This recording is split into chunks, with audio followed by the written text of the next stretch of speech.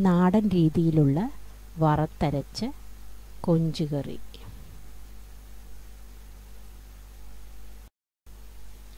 നല്ലവണ്ണം തോടെല്ലാം കളഞ്ഞ് മഞ്ഞളും ഉപ്പും ഇട്ട് വൃത്തിയായി കഴുകിയെടുത്ത ചെമ്മീൻ.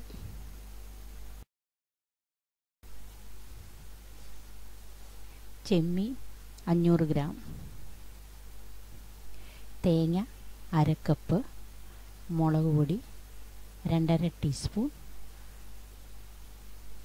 മല്ലിപ്പൊടി 1/2 ടീസ്പൂൺ, ചെറിയ ഉള്ളി 2 3, ഉലുവ 1/2 ടീസ്പൂൺ, മഞ്ഞൾപ്പൊടി 1/4 ടീസ്പൂൺ,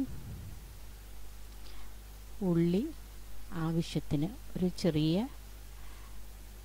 ബോളിൻ്റെ വലിപ്പത്തിന്, 2 പച്ചമുളക്, കറിവേപ്പില ആവശ്യത്തിന്, ഉപ്പ്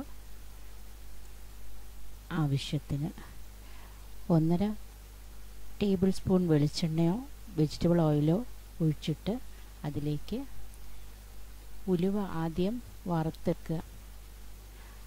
നല്ലവണ്ണം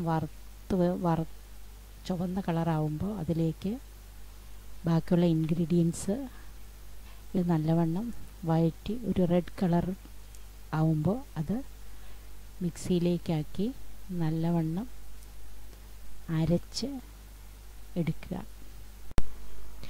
കൂട്ട് വറുത്തെടുത്ത അതേ ചീനച്ചട്ടിയിൽ തന്നെ എണ്ണ ഒഴിച്ച് 2 മീഡിയം സവോള നല്ലവണ്ണം കീറി ഇട്ട് അതിലേക്ക് 2 ടൊമാറ്റോയും 2 പച്ചമുളകും കീറിയിട്ട് അത് നല്ലവണ്ണം വഴറ്റിയ ശേഷം അതിലേക്ക് ചെമ്മീനും കൂടി ഇട്ട് നല്ലവണ്ണം വഴറ്റിയെടുക്കുക. അതിലേക്ക് ഉപ്പും 1/4 ടീസ്പൂൺ ജിഞ്ചർ ഗാർലിക് പേസ്റ്റും കൂടെ ചേർത്ത് നല്ലവണ്ണം വഴറ്റുക.